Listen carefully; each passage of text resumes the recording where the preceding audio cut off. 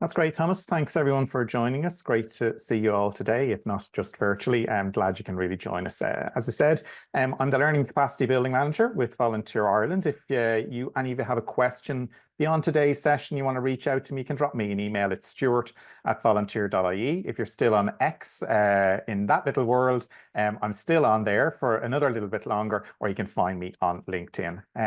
I'm going to tell you a little bit about myself, first of all, and I suppose my own experience in terms of setting the frame in terms of what we're going to be talking about today. Myself, I've been involved in volunteer management for a number of years, since about 2005, working for Volunteering Ireland and currently working for Volunteer Ireland, which is the National Volunteer Development Agency here in Ireland. In terms of today's session, delighted to let you all know that by attending today's session, you can your hours that are required for your professional development can be achieved through this. So again, if you're interested in that reward, you can find out more by going over to cvacert.org.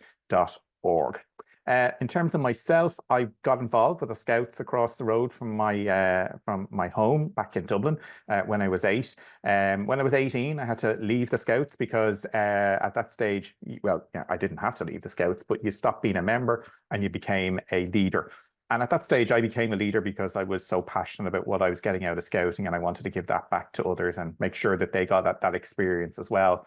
And I didn't really think of myself as a volunteer. I felt myself as a Scout leader, a member of that family, which gave me great opportunities to travel around the world and to see lots of different places. But it was only a couple of years later that I think, like most people, I got an interest in terms of volunteer management and hearing the words for the first time.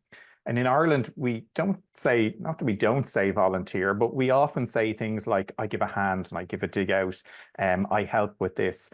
So people are nearly apologetic in their way for their volunteering, but it really is embedded, I suppose, in terms of a lot of what we do here in Ireland and how volunteering has gone on.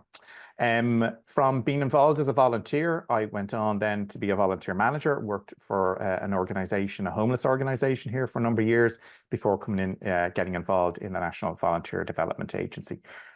Before being involved with Volunteer Ireland, I was involved with one of our local volunteer centres, which set up the programme Event Volunteers. Now, the website that's there, unfortunately, isn't there anymore, which is a good thing because we've moved on and we've developed that programme even further. But I just want to frame, I suppose, a lot of what I'm going to be talking to you this afternoon for the next hour in terms of our learnings from Event Volunteers. The programme was one of probably the largest volunteer programmes that we had in Ireland in terms of engaging volunteers at festivals and events. And it was involved at lots of different festivals and events, both in Ireland. And that experience stretched a little bit further in terms of bringing our experience over to the UK as well. We were also involved in the Eurovision Song Contest. Those of you who are in Europe will know how big that is. In Kiev in 2017. So that was a great opportunity for us to be involved in that. All of this was based on Better Impact. We were delighted to have the software. We had some experience with other software before, but we found, I suppose, that experience could be best managed, making sure that the volunteers had a good experience through using Better Impact. And the programme really was, I suppose, about giving people an opportunity to give, to get, to learn about volunteering, no matter what community they were from. So some people would come along regularly to the events and festivals. Other people would come on a one-off basis. We got known for how good our programme was, how successful it was, how diverse it was. We were and still are the only event to be awarded Investing in Volunteers a couple of years ago, just before the pandemic. And that was a great, I suppose, recognition of what the volunteers were doing themselves and that positive culture that we could have for the volunteers during that experience. We also went on to do a lot of work with Dublin Marathon, which was one of our largest sporting events in Dublin. I'm going to share some of that experience as well. Really, I suppose the programme gave us that opportunity to, I suppose, celebrate the diversity of 76 different nationalities that we had involved in the programme, that we had volunteers from 18 to 74. And really, I suppose, about using the technology as a good way and a positive way to make sure that volunteers had a good experience. So we didn't want to put barriers in the way for volunteers that were coming to the programme. We wanted to make sure that they had a good, easy transition. We had experience of other events and festivals where they had, I suppose, clunky is probably the best way to describe it, experiences in terms of how the volunteer registered or how many steps they'd have to go through. So we wanted to really make sure that the software we were using, the experience was good for volunteers, both online and in person as well, and making sure we back that up. So what we're going to talk about today is, I suppose, really framing the good things about volunteer management and making sure we have that positive experience. And I'm going to list all these, and obviously within an hour, we're not going to talk about all of them. I'm going to focus more on the event management cycle that we used within that. But I just want to frame some of the things that I suppose are important for us in terms of making sure the experience is positive for the volunteer, whether they be involved in one festival, whether they be involved in multiple festivals, or across a number of events during the year. So certainly, first of all, making sure that we've got the resources in place before we had volunteers. So quite often, the jump would be made to recruit volunteers before knowing exactly what we needed them to do and to have the resources in place beforehand. So that was the key to any engagement that we had with our volunteers. Making sure that we had a clear role description, clear, concise, and to the point, plain language, plain English. Making sure that we didn't use acronyms and making sure that it was easy for people to understand what the role involved, the diversity of the role, and how the role might change during the day. The recruitment process was primarily through Better Impact, as I mentioned, but we used lots of different social media channels.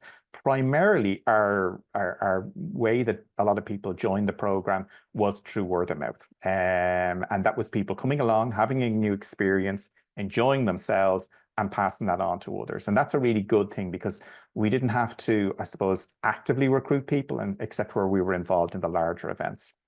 The interview and screening, obviously an opportunity, and while we call it interviewing, it's really an opportunity to have a chat with the volunteer, find out what it is they want to get out of being involved as an event volunteer, and seeing if we can help them in some way through that process.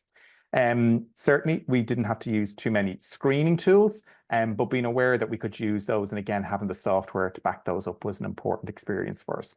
Orientation and training, we primarily at the beginning of the Event Volunteers program, we delivered in person. And towards the end, we shifted that online as we came into the pandemic.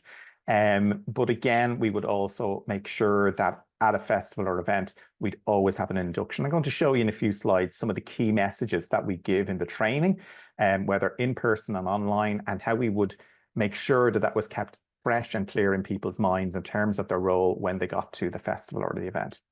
Making sure people were aware of the clear relationship between volunteers and staff, that there was no job substitution, and everybody aware that the role of the volunteers and the role of the staff supplemented each other to make sure that the event was successful. And that was the key message we wanted to get across there. Day-to-day management, making sure, and again, the software is a great way of doing that, is that we can spend the face-to-face time with our volunteers. That's where we want to make sure our engagement is to the maximum. Not that we're spending lots of time trying to engage volunteers or we're trying to disengage them. So making sure we're available there on the day to make sure that the volunteers can have a good experience. We always back that up by having a clear volunteer policy and procedures, making sure that it's not say unique to us, but making sure that it relays the message of what the strengths and the values and the culture that we have of our volunteer program, which might make us different to others. And there's absolutely nothing wrong with that, but making sure that message is clear. So if I'm not running an event and one of my colleagues is, or we've got our volunteer team leaders, that they can see what that message is, because we wanted to keep that consistency that's there. We like variety, we like people to bring their own experiences, but what we also wanted them to do was to make sure that what they were saying was on key, on board in terms of our own experience, in terms of that everyone was buying into that particular culture that was there. Making sure we recognize our volunteers, whether they're with us for 1 hour, whether they're with us 12 weeks of the year, whether they're with us 52 weeks of the year. Everyone has a contribution to make, and knowing what's appropriate for that. So for some volunteers, that might be that they have a piece of crystal that they get at the end of the year. For others, it's a simple certificate. For others, it's a pin badge. For others, it's just to be part of the club. So knowing the dynamic of different age groups, what motivates people, and what is the thing that might, appreciate them in terms of recognition. For ourselves, it was little pin badges, it was water bottles, it was T-shirts. For our team leaders, it was hoodies. So everybody had that little piece of going, gosh, I want to be on that next step up the ladder. Making sure that we've got a positive volunteer culture, and like that's a whole course in itself. But it's about being clear about what is your program about? And succession planning and volunteer management is often, not say a difficult area, but when a volunteer manager leaves and a new volunteer manager comes in, that sometimes those things get lost. So how we do things, the welcome that we provide for people. So making sure that's consistent and that's there, and hearing the feedback from volunteer is on that. And making sure our diversity is there. And again, by welcoming everybody, no one felt excluded. So people were not going, oh, I'm from a minority group, I'm from an LGBT plus community, I've got a disability, I've got a hidden disability. There was no barriers towards anyone's participation. In fact, we encouraged it, and making sure that people were aware of that made sure that we had engaged lots of people from different groups. Again, the important piece of making sure that we're asking for volunteers' feedback, whatever they tell us, is making sure that we're acting on it is an important thing. All right. Always in our training, we always make sure we get this message across. Any of our colleagues in the US or Canada might have seen this in terms of third level and the universities and so forth, in that we would have this message. And again, it's that we're a diverse and inclusive volunteer program who are accepting and welcoming. We provide a safe space for everyone to volunteer. By joining this volunteer program, you agree that everyone should be free from intimidation or harassment resulting from prejudice or discrimination. So again, it's that core messaging that we had, which is the key element, I suppose, that forms part of our culture. So let's have a look at sort of the messages that we get across. These two next slides are part of our training that we deliver to our volunteers. And again, really what this was about was getting across two key messages. So when someone comes to a training, and whether it's in person for 2 hours or it's online for an hour, they will take away about 20% of the information. So what we wanted to make sure was the information that they took away was important around their role. And when they come along at the beginning of the training, we'd say to them, okay, guys, does anyone remember what it means to be part of our team? And does anyone remember what it is to assist? All right. So if they're involved in an event or festival, the key message would be they're part of the team. If they're involved in an urgent community response, as they are in our event community volunteers program, we'd again get those messages across there. Again, you can be absolutely feel free to take this if you think it's a good idea for yourself. So in terms of team, together we unite a team, make our mark, enjoy our volunteering, be engaged with the public and our fellow volunteers. For E, reminding the volunteers that they're the eyes and ears of the event, all right? So the event manager might be in event control, but the volunteers are going to see what's happening on the ground. So making sure that they feel that they got a can-do attitude, that they can get the support to make sure that they see something that's going wrong, that they can address it. We don't want volunteers to be there going, well, this has nothing to do with me, all right? Next one is making sure that they're focusing on the 10D as much as they possibly can. So making sure they're approachable and they have a positive attitude. And again, reminding them that, again, it's a great thing that they're doing, but making sure that they manage themselves and look out for each other. So again, post-pandemic, we had a lot of volunteers that came out, their first time to volunteer beyond the pandemic, being a little bit unsure about their involvement, and making sure that they feel safe and look out for each other is an important thing. So whether someone was a new volunteer, whether English was their second language, or someone was involved for many, many years, they were all there and getting them to look after each other. If we were involved in the urgent community response, again, particularly in terms of the vaccination and testing centres, floods, extreme weather events that we've had, primarily their key message we give across to them is assist. So we will go through this in the training, and again reinforce this when they come along to the induction before and checking in, do they remember what their role is, all right? So again, here we want to make sure that they've an awareness of the situation, making sure they understand the brief and ask any questions if they're unsure. So again, letting them know that their volunteer manager, their team leader, whoever it is there to help them, all right? Quite often at an event or festival, people might feel a little bit intimidated. They don't want to ask a question, and they might think it's a silly question. But again, if we're dealing with an emergency situation, it's important that they are asking the questions if they've got any, all right? If they're unsure, all right, that they stop and stay where they are and clarify that with their volunteer manager. So again, they've got the communication channel to contact their volunteer manager, whether it be by text message or mobile phone, or in some cases, a two-way radio. Be again, making sure they're aware of the support network that's there for them, more experienced volunteers and their experience that's around that can be shared with them, all right? Next piece is health and safety. So again, we want to make sure that the volunteers are doing what they do safely. And if we do have an accident, or sorry, if we do have an incident, that it doesn't turn into an accident. And an incident can be something as simple as a slip on the stairs or there's some water that's spilt. And to make sure that that incident doesn't become an accident, that the volunteers know to escalate that as soon as they possibly can to make sure that other volunteers are aware of that. Okay. Yes, Judy, we will be sending you on the slides afterwards, so don't be worrying about that. I know a lot to take in. All right. Again, reminding them that it's an amazing service that they're supplying to the community. So again, not just that they have to realize there is a give and a get, and it's the important pieces that they feel that there's a value for what the time that they're contributing. All right. Last one is that they enjoy being part of the team, but again, take a moment to ask them to reflect on themselves and debrief with their volunteer manager. If you have a lot of people coming forward who haven't volunteered before, they're more than likely to say, I'll volunteer 5 days in a row. Is that sustainable? Do we want to burn out people, or do we want to make sure that we use them in a safe and secure way, looking after their welfare and well-being? We did some work in our volunteer program and our new program as well, Community Volunteers, with Mental Health Ireland, about the 5 ways to well-being. And again, us sharing that with the volunteers is a really, really important thing, and people seeing it's important to have those discussions about people's well-being, that it puts a value on them. These are some figures I'm going to share with you in terms of the experience in Ireland. And again, this might reflect a little bit in terms of your own experience in your own countries. But what we were finding was that flexibility is the key. So 58% of people who weren't volunteering were looking for episodic volunteering. So if you're involved in festivals and events, that's where people are looking to get involved. The short term, something that they can come along and try that experience.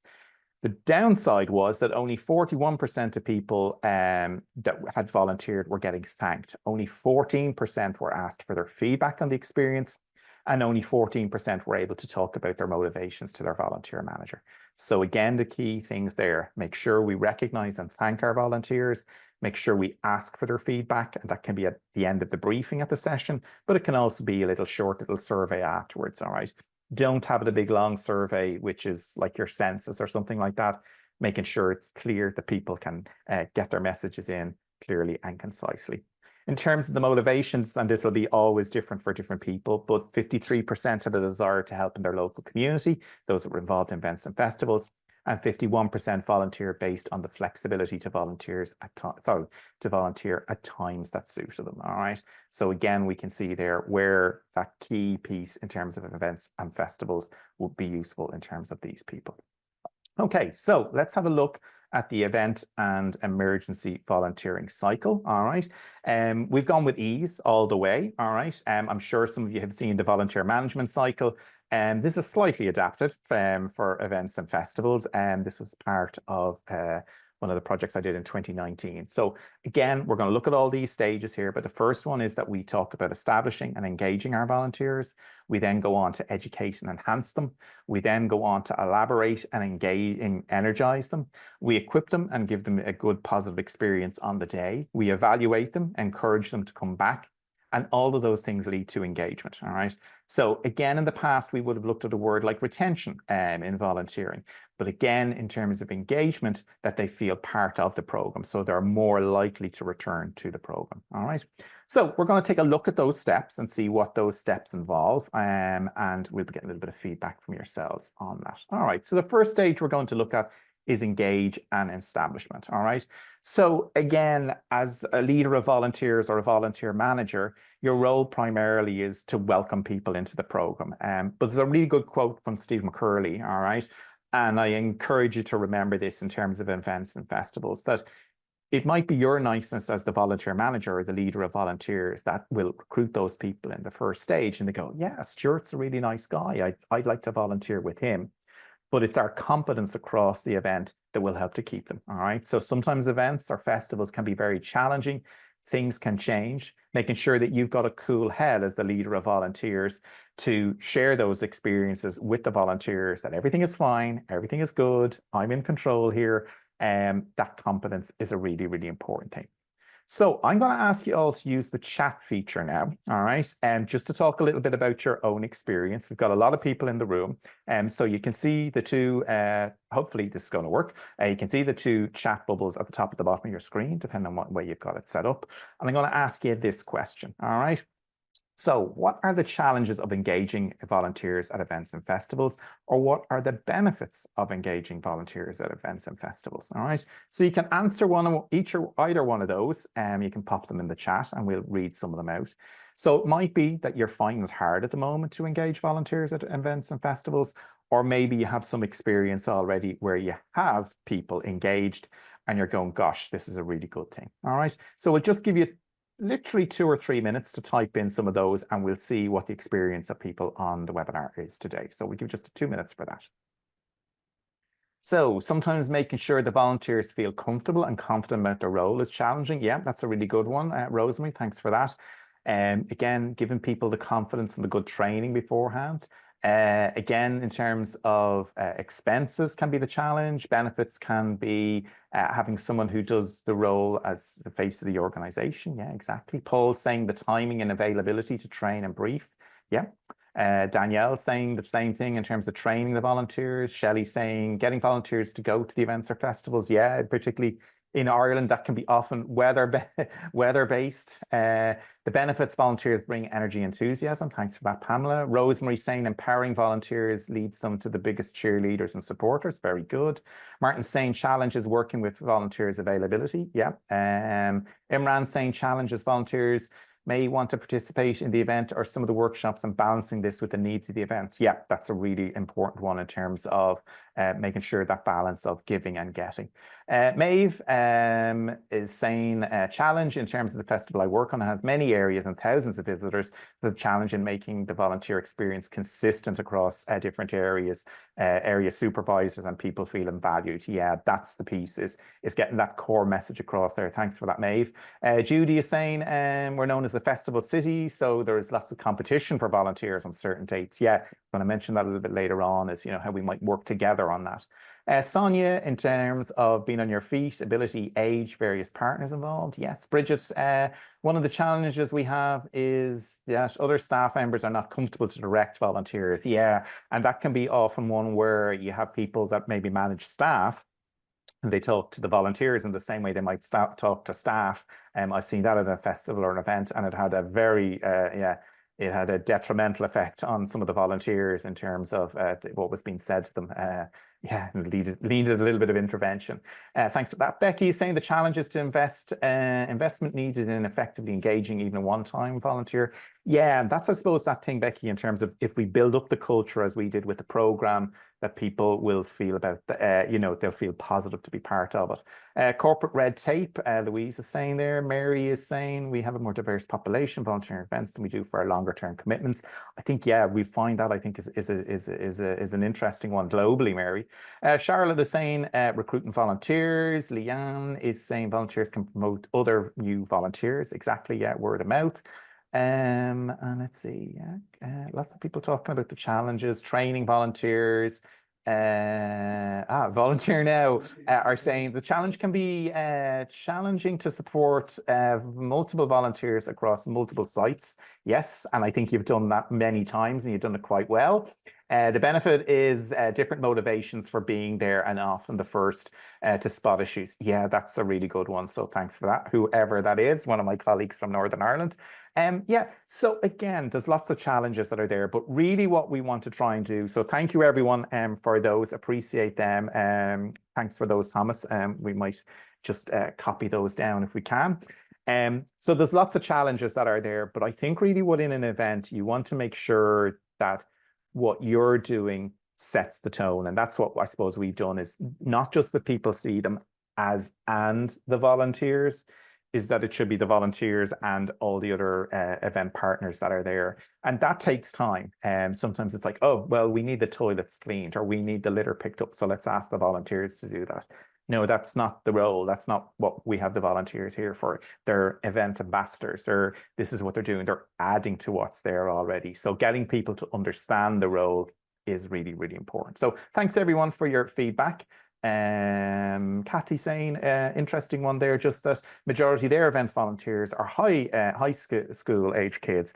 And it's interesting, we're talking to our colleagues in Lithuania at the moment about their experience. And again, it was around where they involve younger volunteers and they're really good at it, but they can't get older people to volunteer. And for us, it's the other way around. So there's lots of different experiences, but the challenges, will be the same, I think, irrespective of where we are.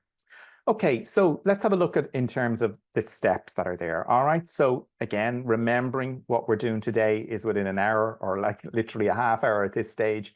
Let's talk a little bit about the things that we need to do. So first thing, making sure that we're very clear of what is the role for the volunteers. All right.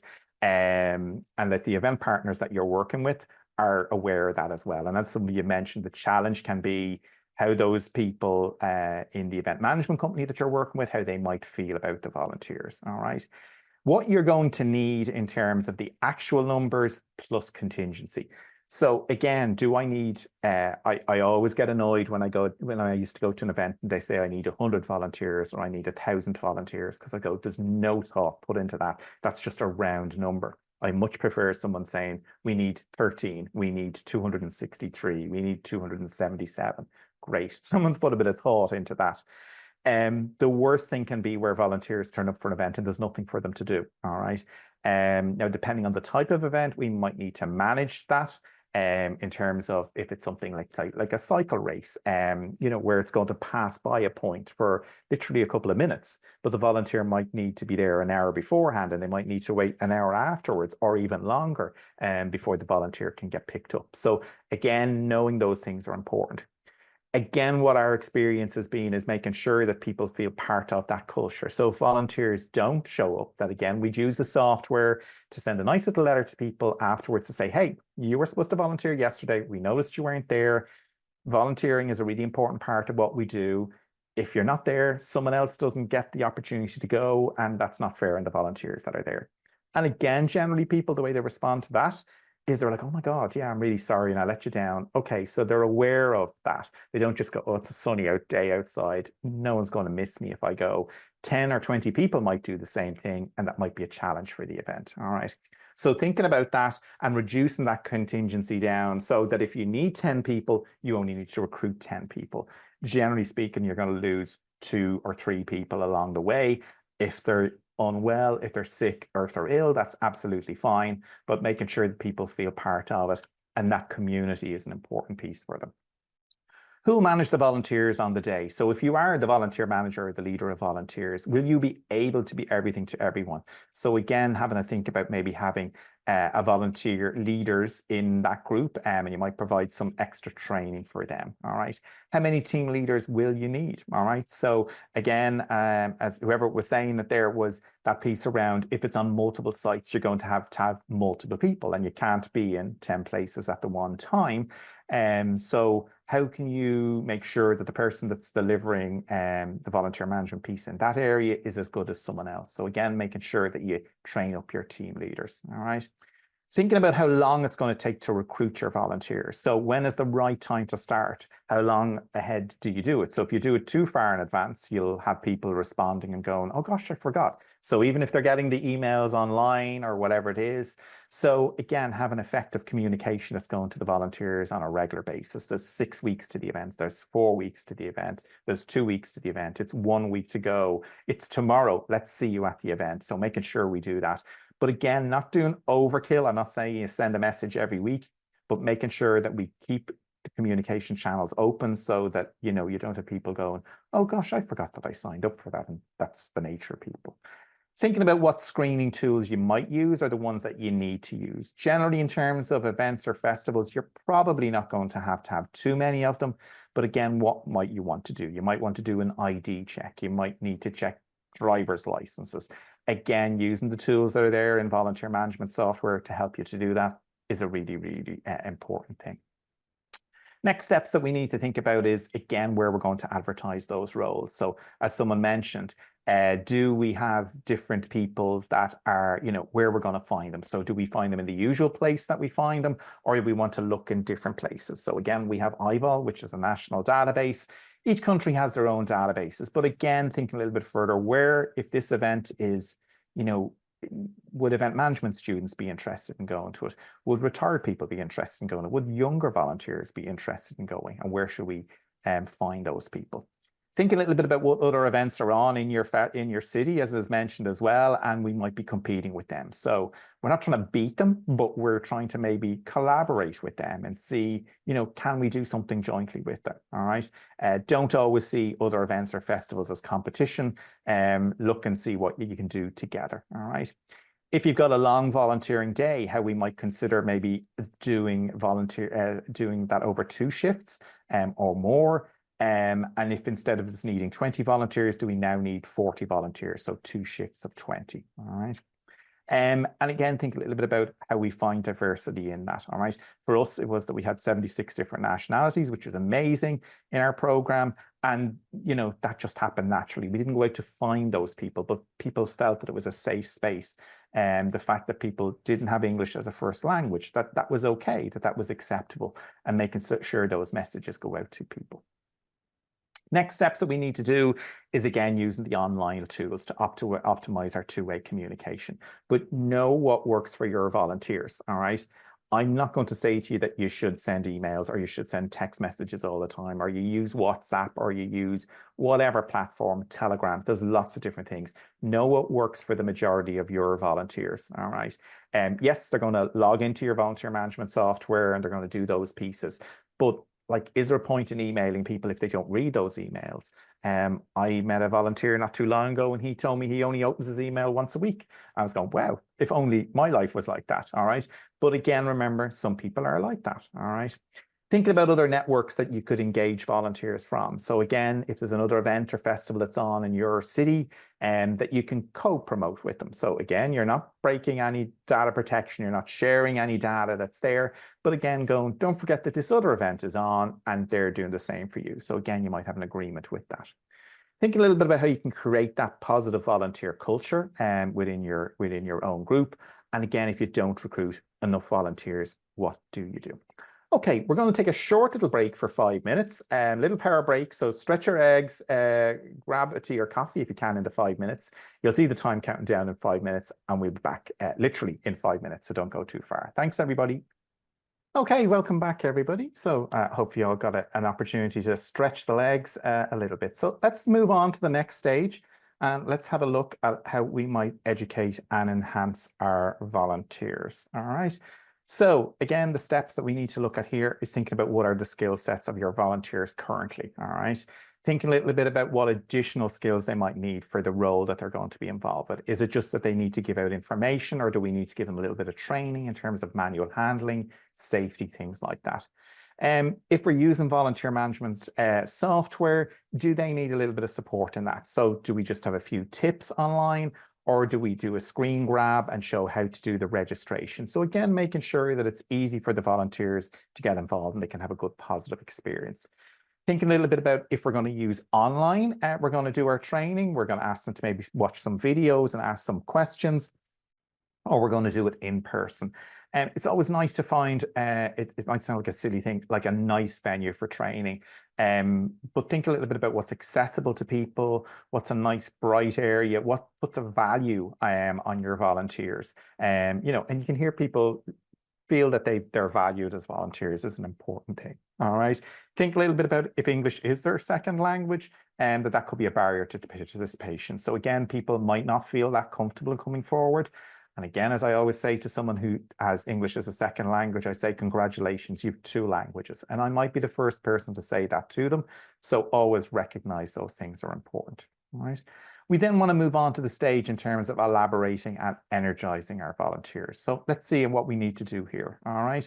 So thinking about, as I just mentioned before the break there, is thinking a little bit about how often we're going to communicate with them and keep their interest alive. So if we have to recruit a lot of volunteers, and we're going to spend a lot of time before the event getting those people on board, how often are we going to communicate with them? We don't need to communicate with them and tell them that we need to recruit more volunteers because they're already engaged, but making sure that we've got clear messaging that's going out to them. Nice, clear, short little messaging going, hey guys, 6 weeks to go.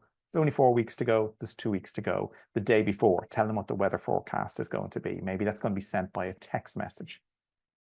What else do we need to provide them? All right. If we give them too much, they're really not going to read it. We always know that, we don't read beyond the third line of an email and, oh, it was down the bottom of the email. Sorry, I just never got a chance to read it. So making sure we don't give them too much information and that we provide it in a variety of different ways in terms of engagement. If we've got volunteer team leaders, what training might we give to them as well to support them to look after the volunteers?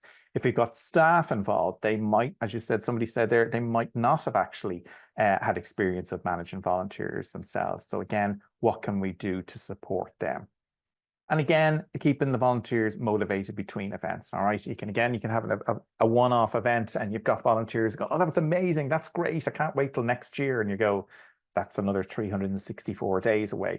And maybe you've got smaller events on in the meantime to keep them engaged. But, there are other things you can do. So maybe you can get them involved in the 5th of December for International Volunteer Day, International Volunteer Managers Day on the 5th of November, your National Volunteer Week, or, other things like that, or other events and festivals. So maybe they're going to go to another event and festival, and they're probably going to come back to you. And if they've got a good experience, they will come back. You're not going to lose them. That's the important thing to remember. Next thing about thinking about if we've got a remote site that's away from the city, we might need to transport our volunteers to get there. All right. So if there is no public transport, one event which we ran was 7 kilometers away. So if you didn't have a car, you couldn't really walk on the side of the road. It was quite a busy road. So we were lucky to get a minibus that was able to transport volunteers to that. All right. Again, thinking about if it's a long volunteering day, we might want to provide a hot meal for the volunteers to kickstart. Particularly, you have some people who say, look, I start the day with a coffee and I don't eat anything till dinner time. That's absolutely fine. But now they're at an event or festival and they're going to be on their feet and they're going to be going around doing lots of different things and they're going to be feeling tired. They might be feeling dehydrated. So again, you might want to start them with a hot meal. Now, we're not talking about a big 4-course meal. We're maybe just talking about, something that's hot, something that get in their stomach to give them energy to start the day off. All right. Making sure you start off with a briefing session and make sure everyone is in there on time for that. All right. So again, it's maybe reflecting on our host and our assist messages that I gave you earlier on. And does anyone remember what we did in the training? Oh yeah, I remember the host piece. Okay, let us know what that is. So again, encouraging them to remember those things. And again, maybe introduce them to all the other volunteers. Always nice to have a nice big name badge for the volunteers. I thought I had one here near me, but I don't right now. But again, is that they can clearly read the name of the other volunteers. So again, making sure they're interacting. All right. And again, making sure no one gets left out. So there'll always be a job where someone has to mind a gate or mind a fence. And then there's the great job where maybe they're giving out wristbands or they're doing something with younger people. Making sure you shift them around during the day so that people have an experience. All right. I remember getting a volunteer coming up to me and says, oh, how are you getting on? And most of the volunteers were all very happy. And this volunteer come up to me and says, I'm bored. There's no one talking to me. I was like, well, where are you? And it's like, oh, you're over there in the corner. You're not facing people. So let's swap you around. Let's put you on something a little bit more active to make sure that they feel engaged across the day. The next stage is making sure that we equip them and give them a good positive experience during the day. All right. So again, thinking about what we're going to do for our volunteers on the day. So are we going to give them food? How long are they there for? Are they there for a half day and they need a sandwich and a wrap? Making sure that they've got a name tag or a lanyard so they can be easily identifiable. Volunteers love lanyards. It's like the AAA Access All Areas lanyard that they have. They like that.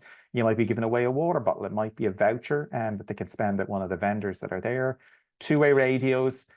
Only give them to people who are competent in using them. It's funny that everyone can use a mobile phone, but when you put a two-way radio in their hand, they just seem to go into meltdown. So realizing it's a very different communication tool to a mobile phone. Hats, if it's a sunny day or even a grey day, having suntan lotion there as well, raincoats, umbrellas, high-vis jackets, ID tags, water, all of those things are really, really important. And again, we're even worse still as you get people that go, oh, I don't need water, I don't drink water. They're on their feet and remind them they're on their feet. Again, having a little bit of a think about what where your volunteer hub is going to be. So is it going to be centrally located? Is there going to be a rest area? And is that rest area separate where volunteers can have a cigarette, they can have a smoke, They can sit down and relax. They can take off their jacket. They can have their lunch. Think a little bit about that instead of, they're not just all in the one spot and people are still coming up and asking them questions. Where and when they can take their breaks, and how do they deal with challenges or downtime? So again, encouraging them to, get out and talk to people, even if English isn't their first language or whatever is the primary language in the country where you are, making sure that, the day will pass much more quicker if they're engaging with people. So the next stage we're going to take a look at is around evaluating and encouraging our volunteers to return. All right. So first of all, important thing that we realize here is that they're not your volunteers, you are their organization. So they're buying into what you do, the positive volunteer culture that you had. I remember talking to some colleagues about us having 76 different nationalities in our volunteer program. And I was like, wow, that's great. And if you ask me, I thought we probably had about 20. I didn't even know some of the countries that the volunteers were from. So that's an important thing. So everyone was welcome. Everyone was there wearing their red jacket and they felt part of it. And the same is extended into our community volunteers program now. No one was different. Everyone was the same. Okay. We were all human beings, and that's an important thing for people to realize. But also for us to realize that they're part of, we are their organization. So we're bringing them together, that they're going, when's the next event on, Stuart? When are we doing the next thing? I'm like, wow, I love your enthusiasm. That's great. We don't own them. All right. So that two-way relationship, as someone mentioned earlier on in the messages, also very, very important. All right. So first of all, I suppose is, at the end of the day, making sure we're having a daily debrief. If you're having an event or a festival that goes on over multiple days, just take a bit of time at the end of the day to check in with people and see how they're getting on. How do we get on today? Was there anything urgent that we need to address? Okay. Someone will always say it was raining or it was too hot or it's too sunny, and we can't really control those things. But being aware of those for tomorrow, going, we need more raincoats or we need more suntan lotion. All right. Getting that initial thing, some people will love that. Other people will prefer to go home and spend a little bit of time and maybe fill out an online form. Other people might want to do it there on their phone at that moment. Others might take you to one side and say, Stuart, listen, here's an idea. All of those things are valuable. So making sure that we do the daily debrief, that we can make changes for tomorrow, particularly if it's an event that's a new event that hasn't happened before. It'll probably be a little bit of a car crash the first day, as even with the best event management plans, that we can change that over time and say, okay, we're going to approach this slightly different tomorrow so the volunteers have a more positive experience. After the event, always good to have a situation debrief as well. What went well? All right. And it's those sort of small little things like how the sandwiches were packed, or how the water was delivered, or the fact that there was recycled water bottles, or those type of things, which we tend to forget over time. But like, oh, some of the volunteers mentioned that and they really like that. That's the type of thing that we want to get, that we capture, to make sure that we include that the next time. All right. If volunteers are leaving the program, so they've been with you for a number of events and they're leaving, there'll be the natural things of, I'm moving on. I want to have a different experience, which is absolutely fine. But if you're hearing things from volunteers like, it's not what I thought it was going to be, we need to reflect on our role description and see what did we write in there about the festival or event in the first place. All right. And again, thinking about what's the most effective way to get volunteers' feedback. I'm sure you've been in a supermarket or an airport and they've got like the 4 little smiley faces, and you hit the green one, or you hit the red one, or you hit the yellow one, or the orange one. Now, that's a snapshot in time and it tells you one particular thing. But, what's the best way and what's going to work best for your volunteers? And sometimes you don't just hear the loud voices that always tell you everything is amazing or everything is terrible. But you also want to hear the quiet voices as well. What have they got to contribute? Because that's equally important, right? Again, is if we're going to ask for their feedback, that we act on it, all right? We had a situation a couple of years ago. The biggest challenge that we had at our events and festivals was always food. Making sure that there was food for volunteers and it was ready, that it was cooked, that it was hot, that it was actually available. And it was always something that worked itself out, but it would always be the big challenge, was making sure there was food there for them. So hearing what they're saying about that, and I remember at one of our first events, we had Lions tea bags. No one outside of Ireland will understand this, but there was 2 brands of, there's Barry's and there's Lions tea. And some of the volunteers said, oh, why don't you have Barry's tea bags? And we're like, oh my gosh, they're complaining about the tea bags. It's like, Well, actually, we can fix that really easily. You know, we can buy another box of tea bags. It's going to cost €2. It's not the end of the world. And hey, why don't we go and get some fruit tea? Why don't we try and get some coffee?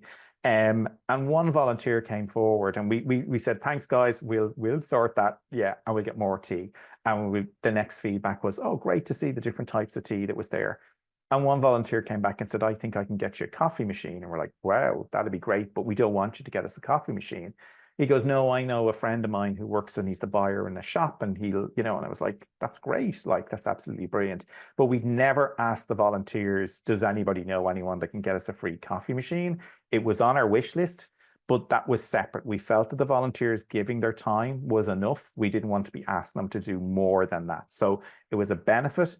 But we'd never be going, hey, we're now looking for someone to buy us a golf buggy or, you know, buy us a new laptop. Them giving their time was much more important. If the volunteers want a certificate, some will love the certificate and they get an envelope to bring it home. Again, you might get a volunteer graphic designer to do that for you. Again, it's about knowing your volunteers. If you've got younger volunteers and they're doing it for students or they're doing it for some award, they're possibly going to look for that. So again, it might be suitable for some volunteers. Working with the event partners, what other freebies can you give them? Again, you've seen some people getting a lot more conscious of not wanting to bring home plastic bottles with water, that there's a refill station where they can bring along a water bottle or they can get a refillable water bottle instead of lots of plastic. So again, just be aware of that, of you know, having your own environmental standards within that. For a lot of volunteers, and again, the volunteer management software such as Better Impact can help you with that, is in terms of recording the volunteers' hours. Okay, the things we want to do in terms of reporting back to them is communicating their worth. So what they actually contributed to the event.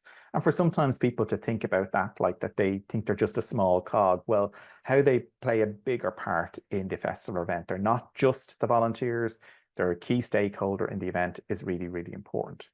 Making sure we offer a social program. So we would always do that at the end of the year. We'd have an end of year event, which would be around International Volunteer Day, not around Christmas, because not everyone is a Christian. Not everyone might be celebrating that Christian holiday. So we'd always celebrate it on the 5th of December. So always nice to bring people together at that particular time. All right. We'd also have a social media page, and I'm not saying you have to do this, but again, using one that might be suitable. We used Flickr. We had a photographer, a volunteer photographer, and she would come in and take all the photographs of the volunteers, take amazing photographs of people, put them online, make everyone look happy, and again, they can be accessed by the volunteers, all right? Making sure we use our online communication tools wisely. So again, we would have been using text messaging, but again, we wouldn't step into the area of knowing that, you know, the difference between when someone answers an email and when someone answers a text message. If my phone goes now, I'll probably pick it up. Whether an email comes in, I'll probably answer it tomorrow, okay? And the photo gallery, video, we also had from our volunteers as well. So great opportunities. Think a little bit about how you might measure the impact of your volunteer program. So there are tools, volunteer impact assessment, lots of different tools that are there in terms of measuring the impact of our volunteers and letting the volunteers know about those things too as well, all right? And again, who we might communicate those outcomes to, whether it be sponsors, stakeholders, other event partners that we're involved with, really, really important. Okay, so that's it. That's our little whirlwind tour of the event and emergency cycle. Again, it's about all the E's and getting people engaged. That is the important thing that we can do. I'm going to share a few little QR codes. So if you have a camera that's ready, don't worry, you'll get these in the slides afterwards. So you can grab them later on if you want to. The first one is our colleagues over at Engage have given you free access to an article on volunteer leadership in festivals and event settings. And that's by myself, Di Beer, who's in Romania, a colleague of mine, and Esther over in England. And that's about our own experiences, much longer, not much longer, but a nice long article in terms of that. So if you're not a member of Engage, you can scan the QR code or you can go to that link. Again, we'll send that on to you afterwards if you're interested. For any of you that want to find out a little bit more about what we do in Volunteering Ireland, you can join our e-zine, and it goes out once a month. So in terms of all our other training and learning opportunities that we have, you can find those on our website, which is volunteer.ie/training. And finally, if you enjoyed today, and I hope you did, I will be doing a session again on Thursday, the 7th of November, with Better Impact, which is on volunteer well-being. So again, making sure that we have a positive volunteer culture, and that be on the same time as today. So it's 3 o'clock Eastern, Greenwich Mean Time, or 10 in the morning Eastern Standard Time. So if anyone has any questions now, we have literally 2 minutes left. I'd be delighted to answer them. And again, just to say, you can contact me. It's stuart@volunteer.ie. Our website is volunteer.ie. Or as I say, if you're still on X, you can find me and Volunteer Ireland there. And I'm on LinkedIn. And we will be sending you on a copy of the slides afterwards, along with a copy of the recording. Thomas will pop those along to you. So any questions that popped up that I didn't see there, Thomas, if you want to share them, or anyone has anything they want to pop into the Q&A as opposed to the chat. Apologies, the chat wasn't working for us today. But if you want to pop anything into the Q&A, I'll answer them, and I'll be around for a few more minutes. So with that, thanks everyone for joining us today. And I'm going to hand you back over to Thomas now.